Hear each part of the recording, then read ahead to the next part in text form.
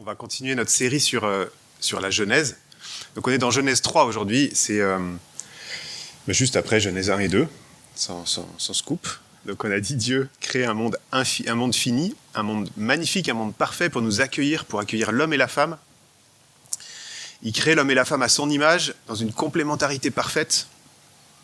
Il crée un premier mariage parfait. C'est vrai que le premier mariage, c'est là en fait. Il donne le cadre, il déclare que tout ça est très bon. Et ce matin, en fait, on va parler de Genèse 3, donc de la chute. On va parler d'Adam et Ève, du serpent, du fruit défendu. Alors, je ne sais pas de quel arrière-plan vous êtes, mais tout le monde a déjà entendu cette histoire. Enfin, presque tout le monde, je crois, connaît cette histoire.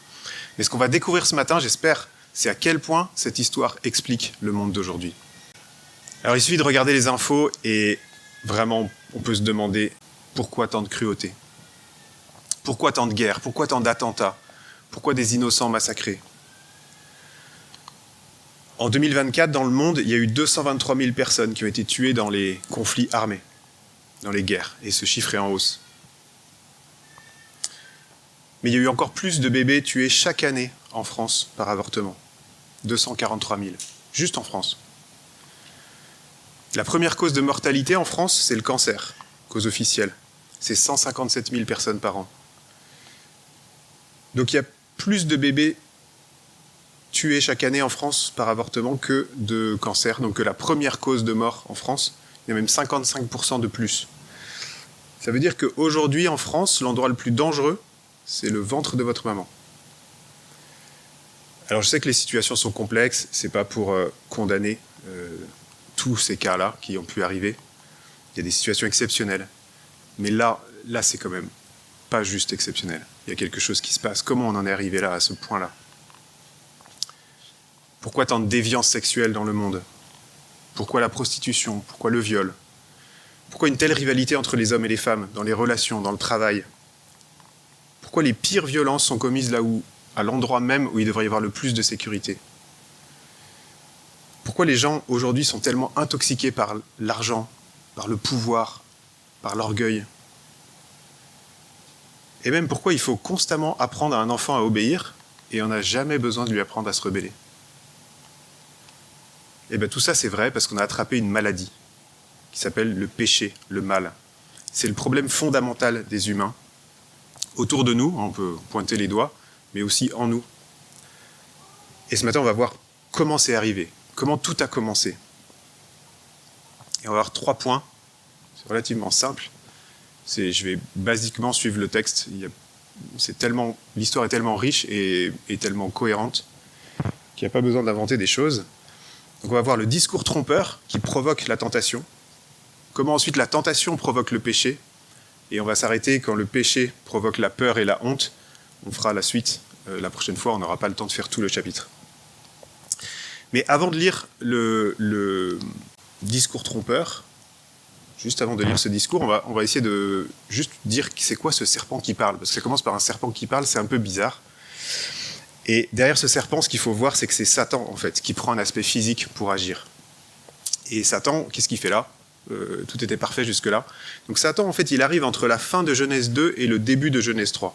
Et c'est pas raconté ici, dans la parole. Donc je suis obligé de faire un petit raccourci. Mais dans la Bible, on voit que Satan est une créature parfaite. Un ange plein de sagesse et de beauté. C'est vraiment les termes qui sont décrits. Mais c'est pas un autre Dieu. Il est poussé par son orgueil et il veut se faire l'égal de Dieu. Mais c'est une créature. Et la conséquence de ça, de cette rébellion, c'est qu'il a été jeté sur terre avec ses démons, ce sont les anges qui l'ont suivi dans sa rébellion, et il a été jeté sur terre. Et tout ça, ça s'est passé avant le début de Genèse 3. Vous voyez les détails dans... Je crois que oui, j'avais mis un exemple de verset. Il y a plein de versets là-dessus. Il y a Apocalypse 12, il y a Ézéchiel 28, il y a Ésaïe 14, mais ça serait trop long de rentrer dans le détail ce matin. Si Dieu a créé Satan, est-ce qu'on peut dire qu'il a créé le mal ? C'est souvent une question qu'on se demande. Mais il faut aussi voir que l'ordre, si l'ordre existe, ça implique la potentialité du chaos. Si la lumière existe, ça implique la potentialité des ténèbres. Sinon, ça n'a pas de sens. Enfin, le mot ne veut rien dire. Donc Dieu, je ne pense pas qu'il a créé le mal. Mais sa perfection implique la potentialité du mal. De façon relativement logique. Alors on va prendre Genèse 3 et on va voir ce discours trompeur de Satan inclus dans le serpent. Le serpent était le plus rusé de tous les animaux sauvages que l'Éternel Dieu avait fait. Il dit à la femme, « Dieu a-t-il vraiment dit, vous ne mangerez aucun des fruits des arbres du jardin ?» La femme répondit au serpent, « Nous mangeons du fruit des arbres du jardin. Cependant, en ce qui concerne le fruit de l'arbre qui est au milieu du jardin, Dieu a dit, vous n'en mangerez pas et vous n'y toucherez pas, sinon vous mourrez. » Le serpent dit alors à la femme, « Vous ne mourrez absolument pas, mais Dieu sait que, le jour où vous en mangerez, vos yeux s'ouvriront et vous serez comme Dieu. Vous connaîtrez le bien et le mal. » Alors le serpent, c'est un animal sauvage, comme c'est dit ici. Il n'a rien à faire dans ce jardin. On ne sait pas trop d'ailleurs, est-ce qu'il était vraiment dans le jardin ou à la frontière pour parler à Ève. Souvent on le voit entouré autour de l'arbre, mais je n'ai pas de photo, donc je ne suis pas sûr. Mais il n'avait rien à faire là. On peut aussi noter qu'il est rusé, mais des fois cette même ruse du serpent est utilisée pour nous encourager à être intelligents. Donc c'est pas la ruse qui est forcément mauvaise. C'est pas toujours négatif. On peut être rusé pour apprendre à connaître Dieu, pour s'unir à lui. Mais c'est un grand péché d'utiliser la ruse ou notre intelligence pour défier Dieu.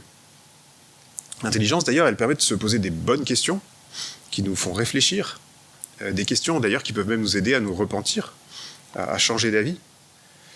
Mais une question, en même temps, elle peut être posée avec un biais, avec un virus dedans. Et c'est ce qui se passe là.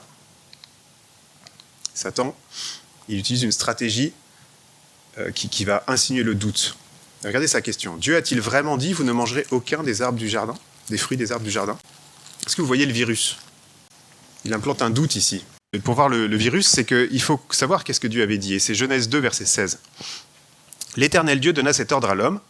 Donc on voit ce que Dieu a vraiment dit. Tu pourras manger les fruits de tous les arbres du jardin, mais tu ne mangeras pas le fruit de l'arbre de la connaissance du bien et du mal, car le jour où tu en mangeras, tu mourras, c'est certain. Donc Dieu dit en gros, tu peux manger de tous les arbres du jardin, sauf un seul parce qu'il va te tuer. Ça, c'est ce que Dieu a dit. Satan, lui, il veut faire passer Dieu pour un Dieu d'interdit, un Dieu injuste.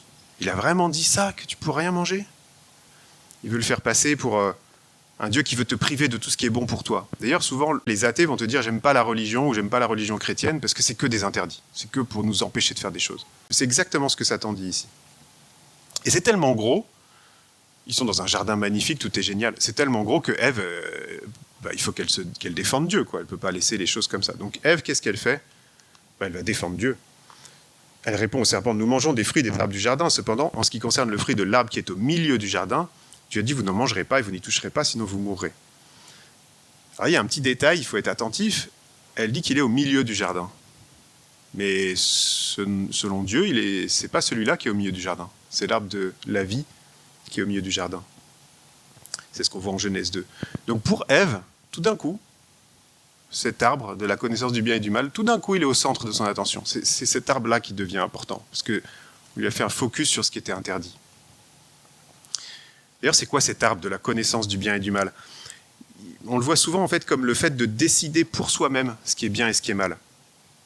Mais dans la Bible, le mot connaître, il veut aussi dire expérimenter, enfin, des fois de façon très concrète. Donc connaître, c'est aussi, cet arbre de la connaissance du bien et du mal, c'est aussi d'expérimenter par soi-même ce qui est bien et ce qui est mal. Pour vous donner une image, quand les parents disent à leurs enfants « ne regarde pas de la pornographie », l'enfant sait déjà que c'est mal. Ses parents viennent de lui dire. Il lui est juste demandé de faire confiance à ses parents que c'est mal, tu ne devrais pas le faire. Mais quand il décide de le faire quand même, il a une connaissance plus grande, dans un certain sens. Il a expérimenté à quel point c'est mal. Il l'a vu. Il a touché à une forme d'autodestruction. Il a eu cette expérience, mais il est assombri maintenant. Il n'est plus le même. Et il est même impacté de façon définitive, même s'il regrette, il est impacté. Et le défi des humains, notre défi, c'est d'accepter d'avancer par la foi, en l'autorité divine qui nous dit ce qui est bon pour nous, ou de ne pas le croire et de l'expérimenter. Et l'exagération du serpent, cette exagération pousse Ève à la faute. Pourtant, la réponse de Ève, elle est vraiment pas mal du tout. Elle est pas loin, elle est bien, au moins elle se défend, elle se bat. Mais elle fait deux erreurs. Elle fait une omission et elle fait un petit ajout. Elle omet le mot « tous ». On peut manger de tous les arbres, sauf celui qui nous tue. Et elle rajoute quelque chose au commandement, elle dit ne pas toucher à ce fruit. Ça c'est nouveau, c'était pas dit. Et à la fin de l'Apocalypse, on trouve cet avertissement, cette mise en garde de ne rien ajouter, de ne rien retrancher à la parole de Dieu. Ben là, Ève fait les deux, au tout début. Alors il faut quand même noter que l'ordre initial, il a été donné à Adam. Ève n'était pas encore là. Donc c'était avant la création de Ève. Donc on peut se demander, est-ce qu'elle avait mal compris? Est-ce que Adam avait bien transmis aussi ce qu'il avait reçu? On peut aussi se demander pourquoi elle répond au serpent. On n'est pas obligé d'ailleurs de répondre à toutes les questions, notamment les questions qui contiennent un virus ou un piège dedans. On n'est pas obligé. On peut même se dire que c'est inutile et dangereux d'argumenter avec Satan qui est des pensées inspirées par lui. Mais la racine du mal, ce qu'on voit ici, c'est que la racine du mal, c'est une méfiance à l'égard de Dieu, plutôt qu'une confiance en Dieu. Ève, elle est déstabilisée par le doute à ce moment-là, et elle doit faire un choix. Soit elle croit Dieu sur parole, soit elle écoute Satan. Et comme Ève, nous, plusieurs fois par jour même, on a ce choix à faire. Ce même choix. Et souvent, on répète cette chute. Donc c'est facile de pointer sur Ève, mais on répète aussi cette chute en étant méfiant à l'égard de Dieu. Et on voit maintenant les stratégies, on voit ici les stratégies de Satan. Donc il a insufflé le doute, et là maintenant il minimise les conséquences du péché. Le virus est transmis, le doute est en place, donc le serpent passe maintenant à l'offensive. Il dit « Vous ne mourrez absolument pas, mais Dieu sait que le jour où vous en mangerez, vos yeux s'ouvriront et vous serez comme Dieu. Vous connaîtrez le bien et le mal. » Alors un mensonge, c'est puissant quand il y a 99% de vérité et 1% de mensonge. C'est là qu'il est bon. Et là, Satan, il est très bon à ça. Alors c'est vrai, ils seront un peu comme Dieu. D'une certaine façon, ils connaîtront plus de choses.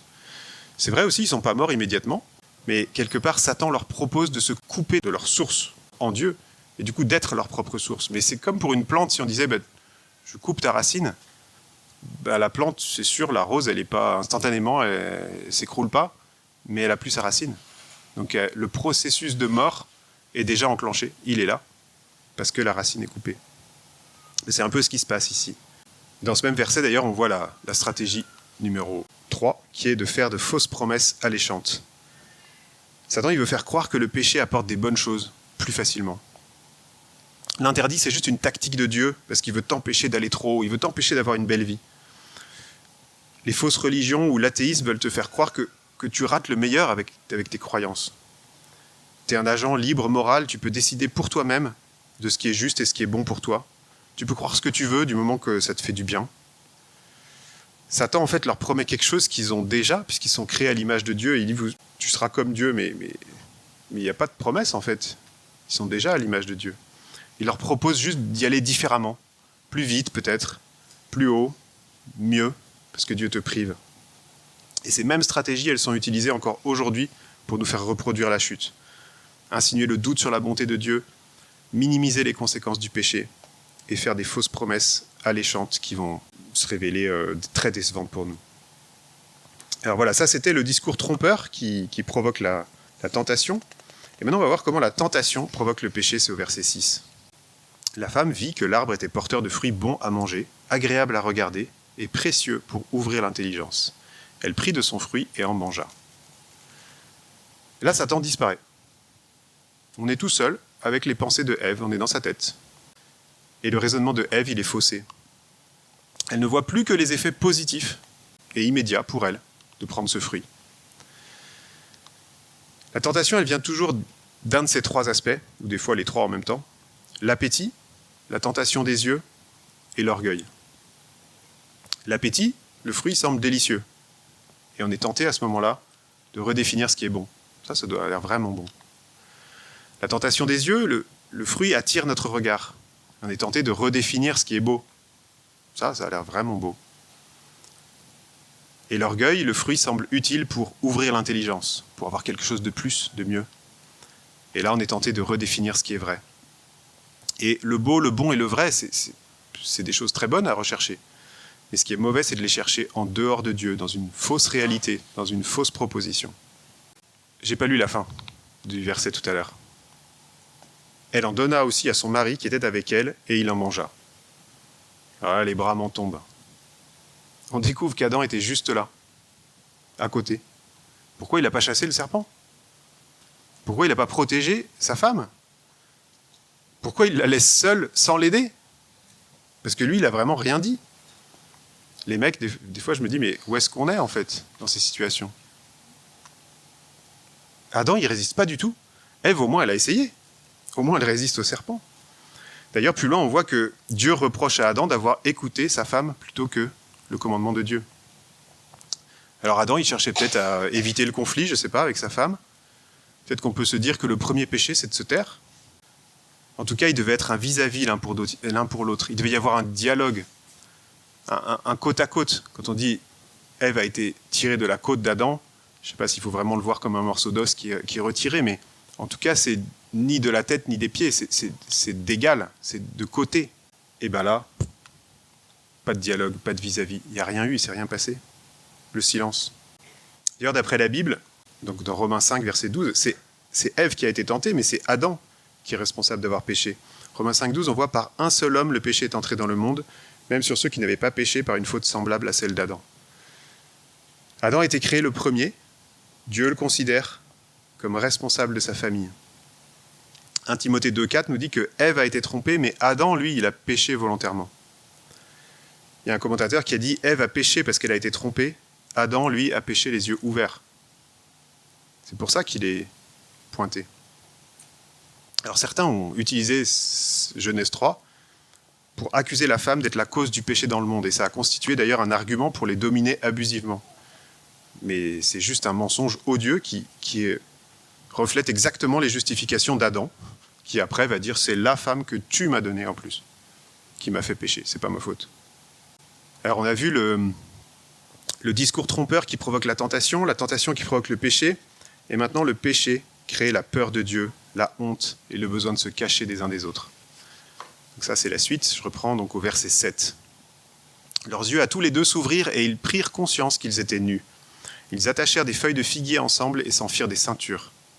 Quand ils entendirent la voix de l'Éternel Dieu en train de parcourir le jardin vers le soir, l'homme et la femme se cachèrent loin de Dieu au milieu des arbres du jardin. Ça vous paraît pas un peu étrange que le premier réflexe, c'est de se sentir nu quand on a péché?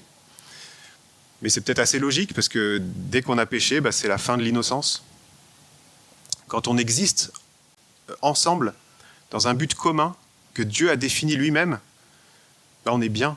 On n'a pas besoin de se protéger les uns des autres. Quand on se coupe de ce but, à l'inverse, pour en faire un but centré sur nous-mêmes, égoïste, tout d'un coup les autres deviennent hostiles. Ce que j'ai pas, c'est ce que les autres me prennent. Mais on devient aussi, on a aussi une hostilité envers celui qui est au-dessus de nous, puisqu'on ne fait plus ce pourquoi on était créé. Donc Dieu a placé l'homme et la femme dans un système avec des ressources, avec un ordre de mission, un cadre, une autorité sur toute la création, qui est d'ailleurs donnée aux deux, l'homme et la femme ont cette autorité-là. Et bien dans tout système, quand une autorité en place décide de ne plus travailler pour le bien commun, mais pour son intérêt propre, cette autorité doit impérativement se cacher. Comme les dessous de table, c'est sous la table. Si le commissaire de police de la ville décide d'accepter la corruption pour son profit personnel, c'est arrivé d'ailleurs à Lyon il n'y a pas très longtemps, numéro 2, et dès que ça arrive, il doit impérativement se cacher des autres, de tout le système d'ailleurs. Il doit se cacher de son supérieur, il doit se cacher du commandant, des brigadiers, il doit même se cacher des citoyens. Il est en permanence en danger d'être découvert, d'être mis à nu. Il faut comprendre que c'est ça en fait que Satan a proposé. Satan, il a proposé que ce qui est en bas, nous, prenne pour lui-même ce qui est en haut. Refuse ta position de soumission. Rebelle-toi, prends la place de Dieu. C'est exactement ce que Satan a fait et ce qui a causé sa chute, et il est en train de nous le faire reproduire. Il propose en fait ce geste un peu de révolution qui crée une fragmentation, qui vient tout pervertir. Comme la corruption dans un pays, ça commence à un étage, et puis ça finit par tout contaminer, et après il y a des pays en faillite totale, tellement tout est corrompu.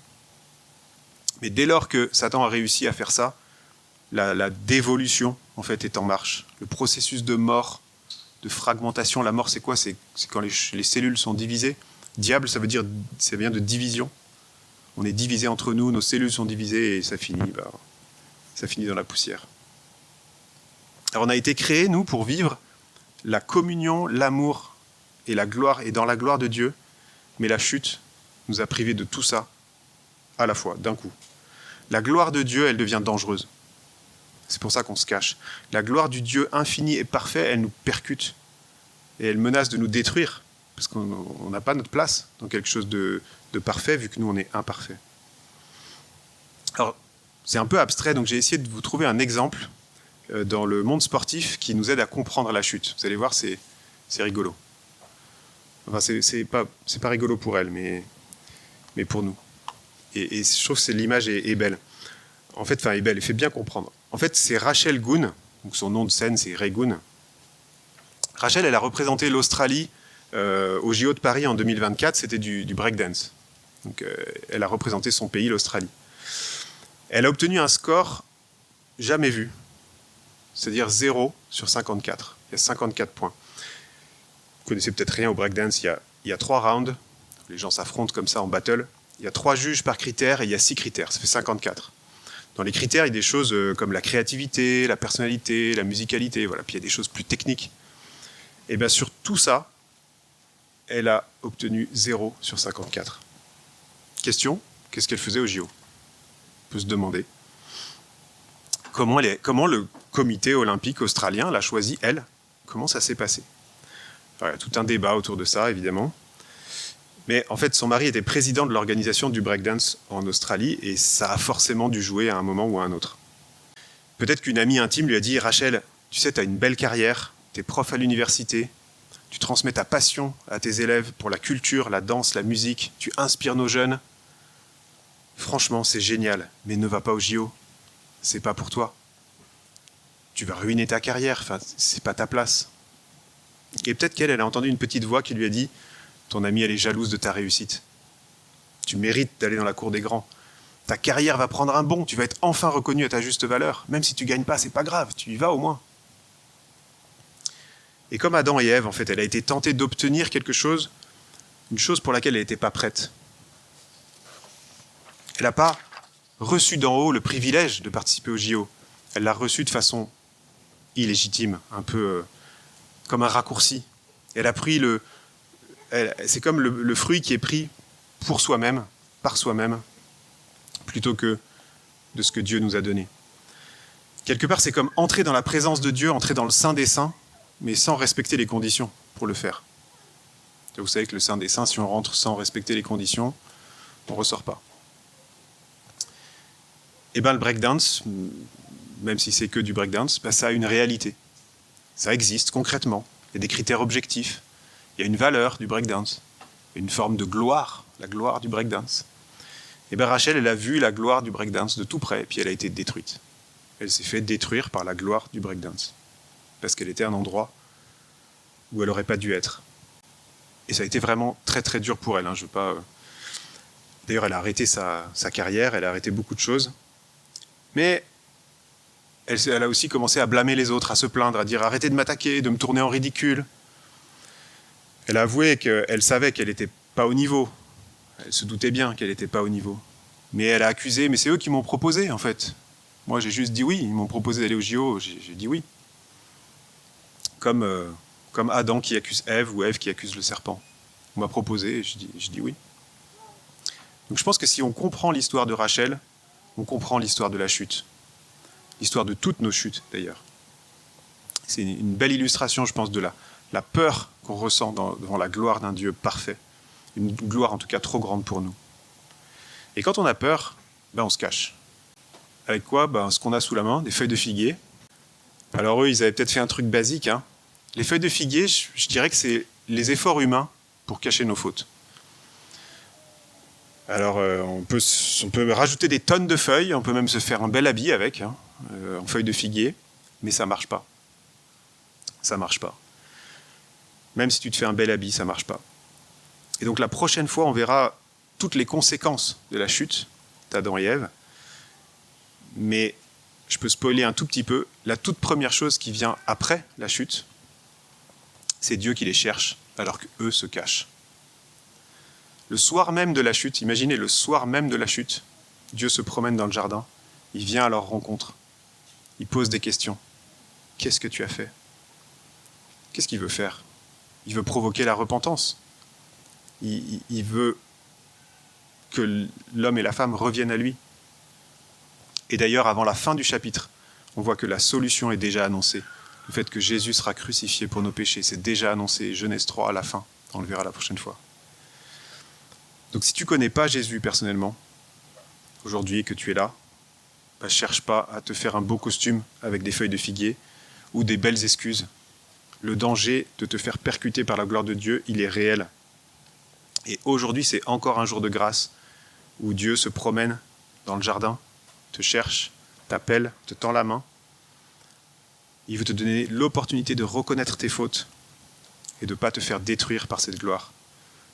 Alors, si c'est ton cas aujourd'hui, reconnais Jésus comme ton Sauveur et aussi comme ton Seigneur et reviens. Profite de la grâce qui t'est offerte.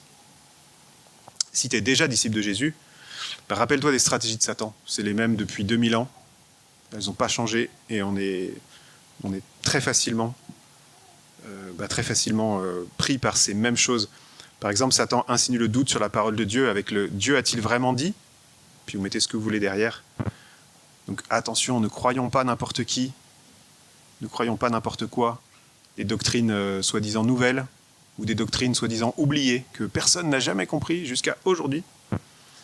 Vous avez un doute sur un point, creusez, forgez votre conviction. Mais ne restez pas avec votre doute. Satan aussi minimise les conséquences du péché, alors que le péché, on sait que c'est mauvais pour nous. Le péché nous fragmente, le péché nous coupe, le péché nous tue. Jésus est mort à cause de nos péchés, mais ça ne rend pas le péché bon pour nous. Ça ne le rend pas inoffensif. Donc soyons radicaux avec le péché. Et Satan fait des fausses promesses alléchantes. N'y croyons pas. On va forcément être déçus. Peut-être avec l'expérience, on peut apprendre à identifier les fausses promesses et les démasquer. Le péché nous semble parfois délicieux. Développons un appétit pour ce qui est juste, ce qui est vraiment juste devant Dieu. Le péché, des fois, attire notre regard. Faisons un pacte avec nos yeux, comme Job, un pacte avec nos yeux, selon vos tentations à vous, personnellement. Le péché nous rend plus intelligents ou semble nous rendre plus intelligents, nous faire aller plus haut, nous faire avoir une meilleure condition. Il ne faudrait pas se laisser influencer par cette fausse promesse, cette fausse réalité, parce qu'on va se faire percuter, encore une fois, par la gloire de Dieu. Alors le mieux, c'est de se repentir rapidement et chercher le contentement dans ce que Dieu nous accorde déjà, dans ce que Dieu a prévu pour nous. Je vais simplement prier pour conclure. Seigneur, on veut te demander pardon à cause du plus petit péché. On a rendu ton univers imparfait. Et cette chute originelle qu'on vient de voir en détail, on la reproduit tellement souvent dans notre quotidien, avec les mêmes causes, et ça produit les mêmes effets. Et guide, s'il te plaît, notre discernement pour voir les pièges de Satan, pour résister aux mensonges, aux fausses promesses. Apprends-nous à cultiver les bons trésors, à chercher ton royaume, ta justice, à chérir tes commandements. Merci pour le sacrifice de Jésus, pour nos péchés. Jamais on n'aurait pu te rembourser un univers entier. Aide-nous à réaliser que ta grâce ne rend pas le péché bon pour nous ou inoffensif. Et comme le soir de la toute première chute, on sait que tu es à notre recherche. Donne-nous, s'il te plaît, un cœur prompt à se repentir et à revenir à toi quand on chute. Amen.